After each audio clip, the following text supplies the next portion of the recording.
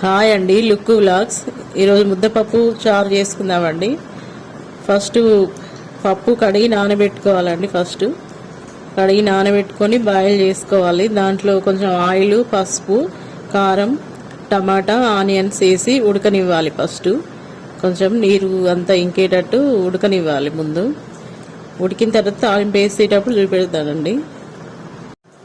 పప్పు ఉడికిపోయిందండి. తాలింపు పెట్టుకుందాము.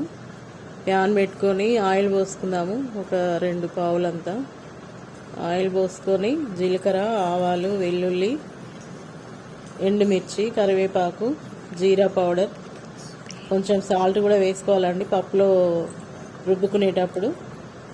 ఈ తాలింపు వేయినాక పప్పు దీంట్లో వేసుకొని ఒక 2 మినిట్స్ కలుపుకోవాలండి. తాలింపులో చాలా బాగుంటుంది. మీరు ట్రై చేయండి. మా ఛానల్ మీకు నచ్చినట్టయితే లైక్, షేర్, సబ్స్క్రైబ్